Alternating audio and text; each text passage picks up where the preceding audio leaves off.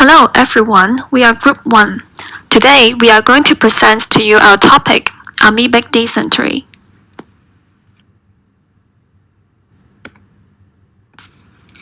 Here is the content. Amoebic dysentery, aka amoebiasis, is an intestinal infection caused by Entamoeba histolytica, a protozoan parasite which exists in either cyst form or trophozoite stage. This parasite is frequently recovered from fresh water contaminated with human feces. Therefore, this disease is also transmitted through the fecal-oral route. About 10% of the infected person develop symptoms, while 90% remains asymptomatic. There is no vaccine available for prevention of the disease, and it is a statutory notifiable disease here in Hong Kong. Now, let's talk about the epidemiology. At the global aspect, amoebic dysentery is found worldwide but endemic in most temperature and tropical climate zones. It is especially found in some developing countries with poor sanitation facilities, such as the developing parts of Central and South America like Mexico and Brazil, Africa, and Asia countries like India and Malaysia. According to WHO, it was estimated that 10% of the world's population were infected, resulted in about 50 million cases and 100,000 deaths annually.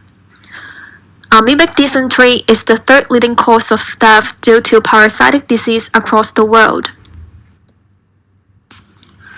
While on the local side, the number of cases increased from 1946 and peaked in 1960. Since then, the number of cases was on a downward trend. The average annual number of cases reduced from 40 in the 70s to 24 in the 80s, 11 in the 90s, and 6.9 in the past 10 years.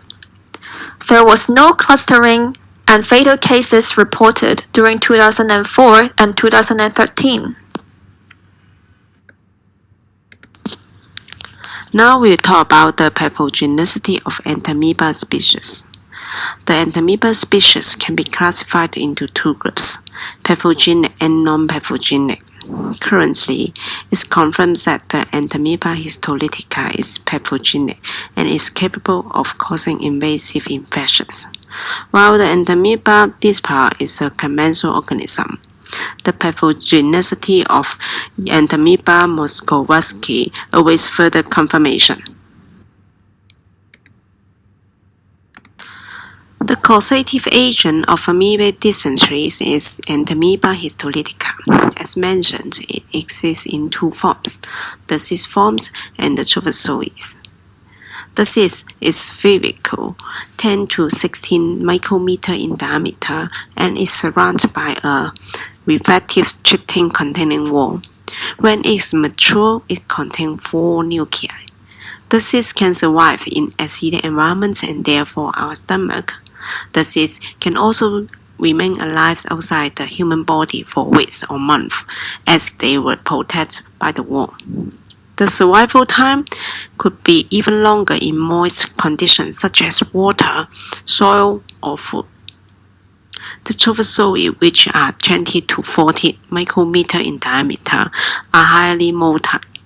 They are found in walls and lumens of colon, especially the cecum and rectal sigmoid region. It's rapidly destroyed once they are passed outside the body. If injected, they will not survive exposed to a gastric environment. Now we'll talk about the virulence. The virulence of Entamoeba histolytica is associated with the secretion of crystalline protein.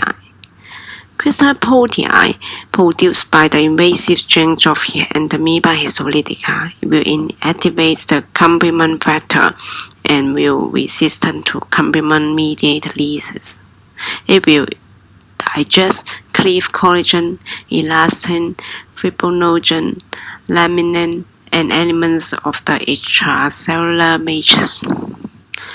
Trophozoa will penetrate an invasive tissue to cause invasive disease. So what exactly will happen inside the human body when people get contact with the parasite? Here comes the pathogenesis. First, both cysts and trophozoites are passed in feces, in which cysts are typically found in formed stool, whereas trophozoites are found in diarrhea stool. Infection with Entamoeba histolytica occurs in two ways. First is the ingestion of mature cysts from fecal contaminated food, water, or hands. Second is the exposure to infectious cysts and trophozoites in fecal matter during sexual contact, especially when men having sex with another man. Then, exudations of cysts occurs in the small intestine, and trophozoites are released, which will migrate to the large intestine. Trophozoites may remain confined to the intestinal lumen as non-invasive infection, with individuals will continue to pass cysts in their stool, that making them as asymptomatic carriers. Or trophozoites can invade the intestinal mucosa to cause intestinal symptoms or blood vessel, enriching the extra-intestinal sites, such as the liver, brain, and lungs, to cause extra-intestinal disease. Trophozoites multiply by biliary fission and produce cysts, and both states are passed in the stools. As mentioned, cysts can remain alive in the external environment for days or weeks with the protection of their wall. Therefore, cysts are responsible for transmission, while trophozoites are responsible for invasion.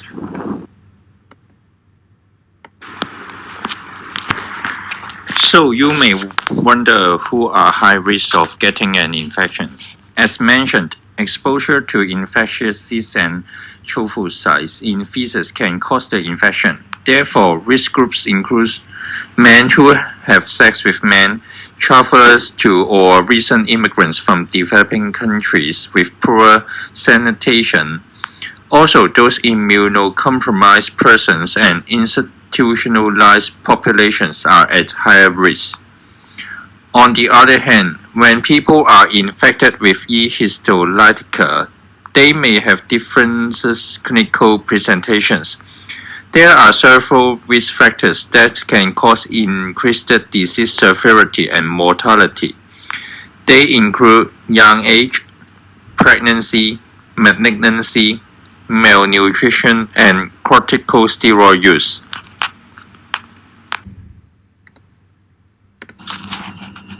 For clinical manifestations, about 90% of E. histolytica infections are asymptomatic and self-limiting.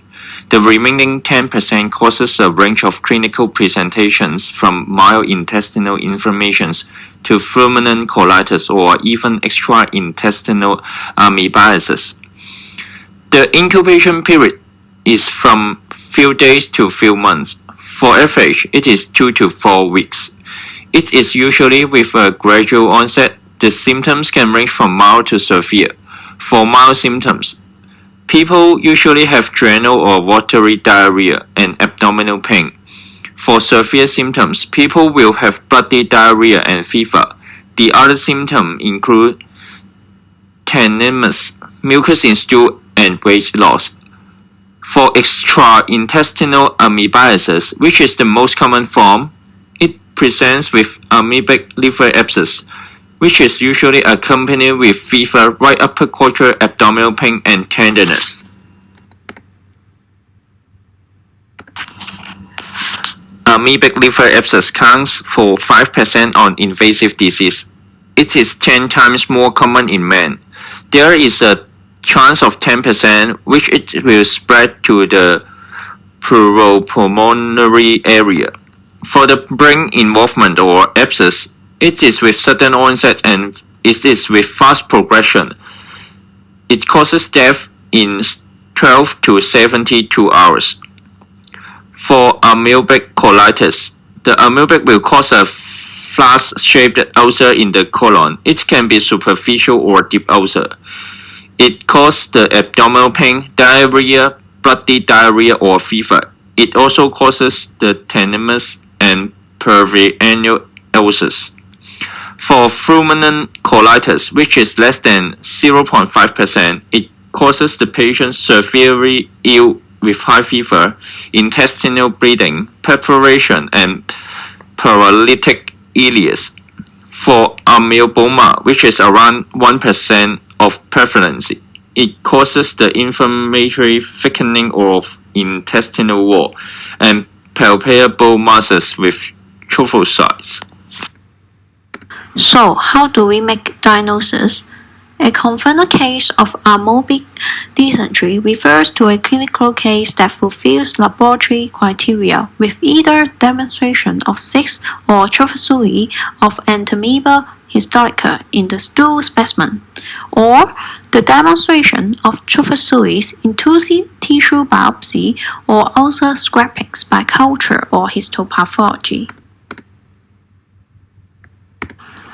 The most common method used so far is microscopic examination of stool.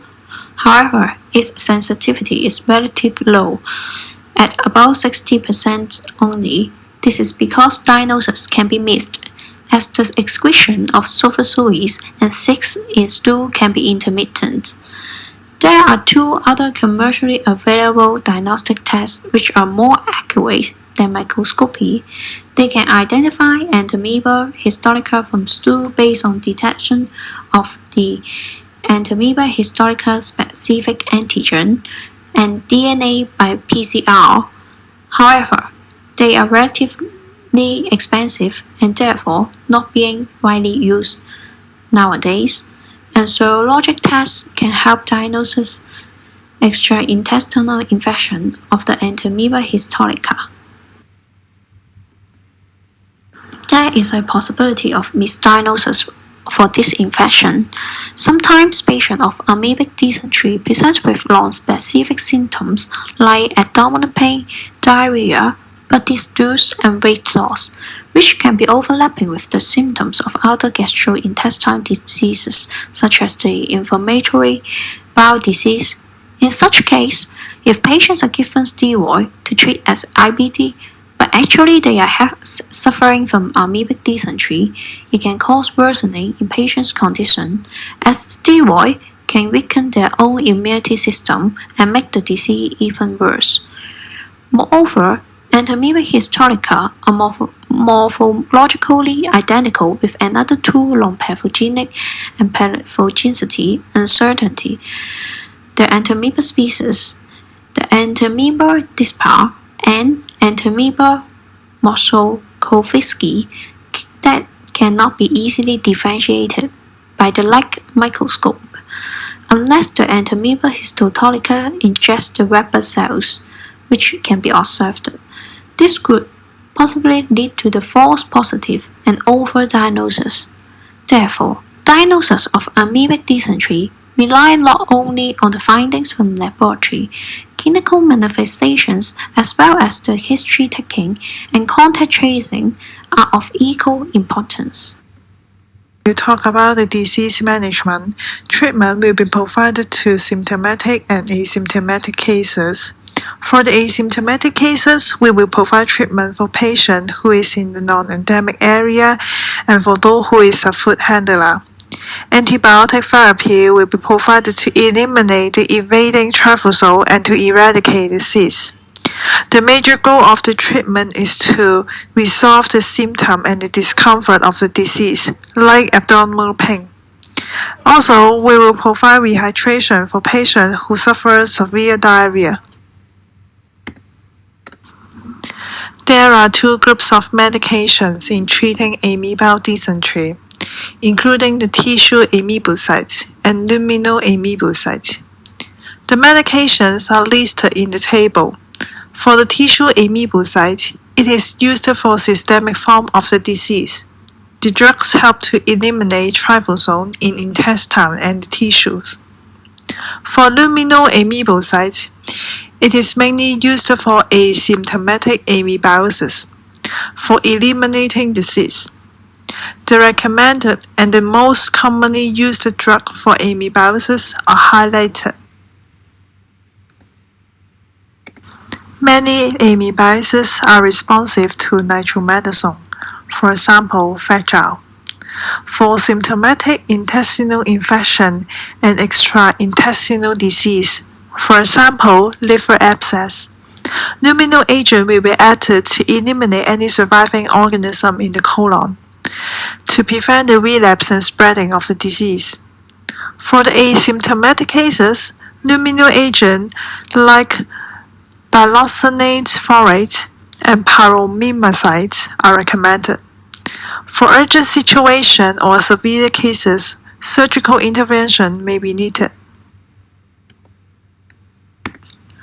Last but not least, prevention and control.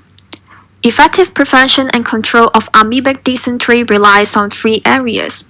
We will go over them one by one.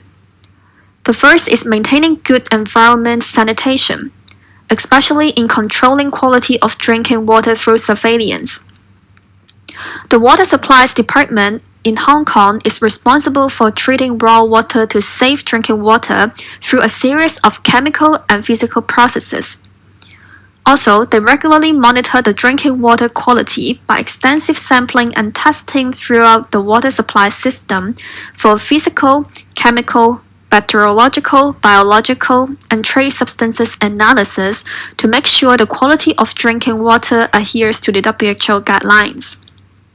For remote villages with separate raw water systems, the Home Affairs Department will help to repair water pipes and improve water storage system upon request, while the Food and Environmental Hygiene Department monitor and test raw water quality regularly.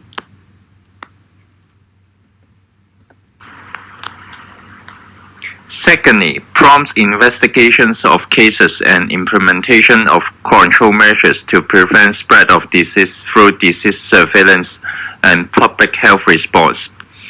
Ameobic dysentery is a statutorily notificable disease here in Hong Kong. All suspected or confirmed cases have to be notified to the CHP or Department of Health for prompt investigations. CHP will collect clinical and epidemiological information, including history of travel, food consumption, and other risk factors, such as the mode of water supply and sanitary facilities being used to identify the possible source of transmission. Close contacts, such as household contacts, food and travel collaterals, will also be traced. Education on personal, food and environmental hygiene will be given to the patients and their close contacts, and isolations of cases with severe symptoms will be required sometimes.